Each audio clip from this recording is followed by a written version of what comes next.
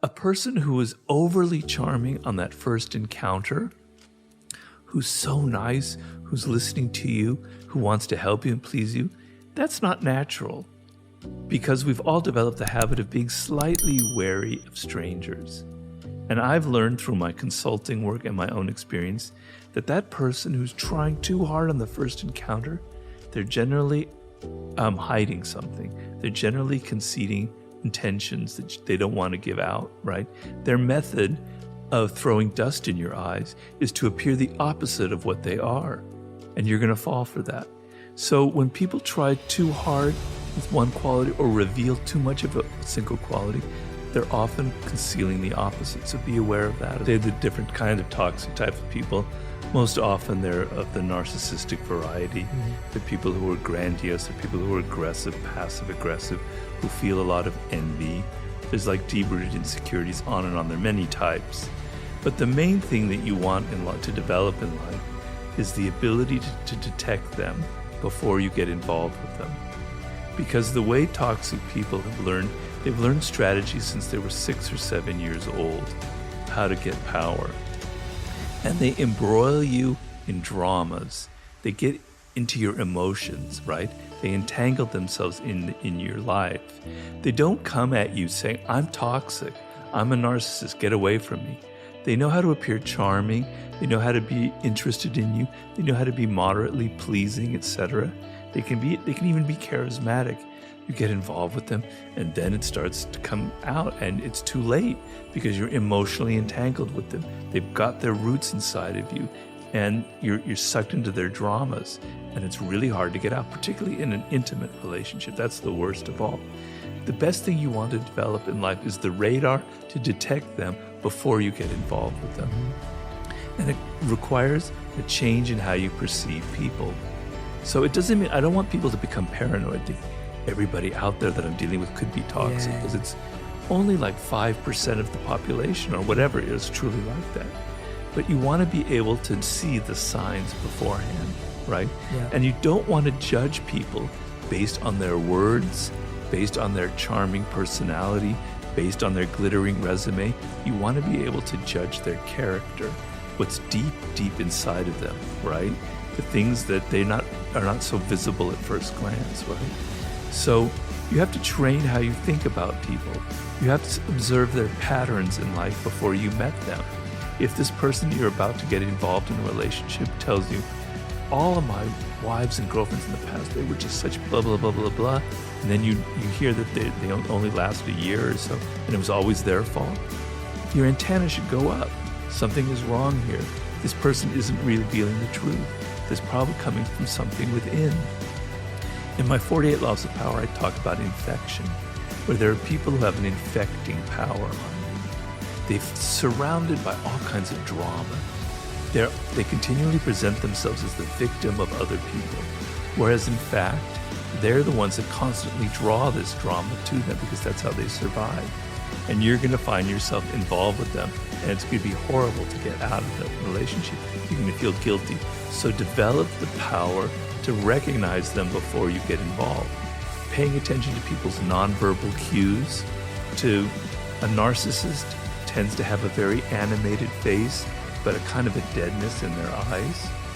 They're kind of listening to you, but you can hear that they're actually thinking about themselves, or they're not really connecting to you through the eyes. The face is alive, but the eyes are dead, right? There are signs, nonverbal cues that will show you that you're dealing with someone who's not, I hate the words like sociopathic, psychopathic, but who is, generally very self-directed, right?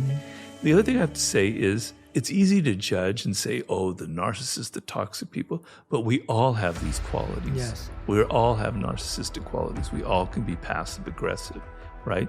So some of it you can recognize in yourself, and there are the ways to get out of it. But the main thing is to not get involved with these people. If you're involved, let's say you have a spouse or whatever, the best power you can get is the ability to withdraw your emotions from the moment. And God knows that is not easy. It's a day-to-day thing. It's a daily process where you have to tell yourself these little kind of scripts that you tell yourself. It's not me. It has nothing to do with me. It's not personal. They have issues from early childhood that have given them these toxic patterns in life. They're trying to make me feel guilty, but it's nothing to do with me. It's not personal. Over and over and over and over again, every single time. So you have the ability to detach yourself emotionally from them on a daily basis. If you're in a job and you have a toxic colleague or a toxic boss, if you can get away from them, if you can quit your job, if you can move to another part of the office, do it, because it's worth it. It's not worth collecting $10,000 extra a year with this boss, because it's going to damage you emotionally.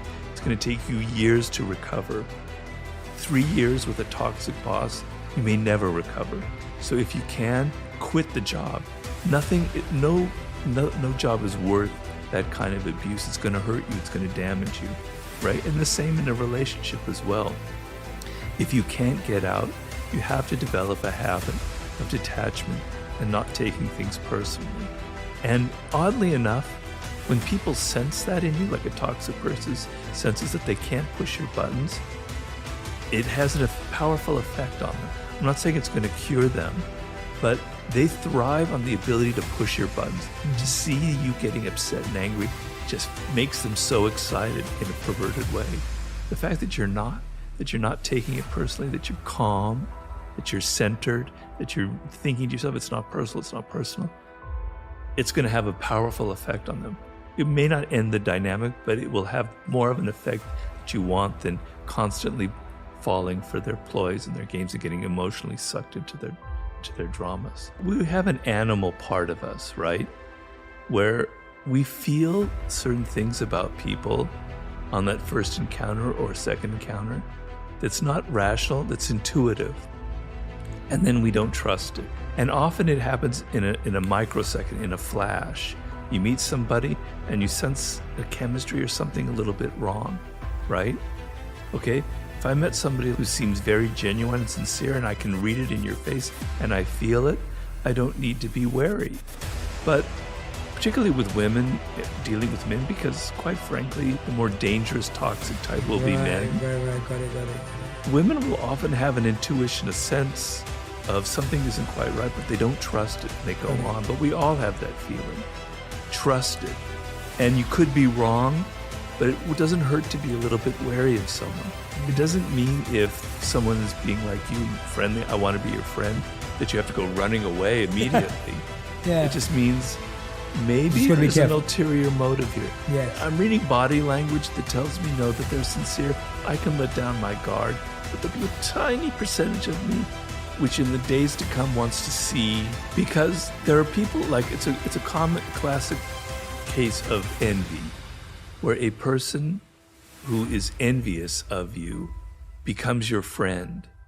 That's where most envy relationships occur, is between friends, right? And they make a point of being your friend. They're very friendly. They love you. Yes. They want to help you. They want to assist you. Wow, this is great, because we never get enough of that in life. And then 6 months down the road, they start turning against you, start doing things that completely confuse you. Now, probably in your first encounters, you could have detected something about them already. But people can be tricky. So, with you, I would kind of sense a complete sincerity, and I would let down my guard. But there are other people that you have to be a little bit wary of. It doesn't mean that you've cut off contact, but you have a little bit of distance. And the moment you see behavior that kind of contradicts that initial impression, whoa, all right, and maybe you don't become friends, you don't get involved with them. Because getting involved with a person like that is going to cost you a lot in the end.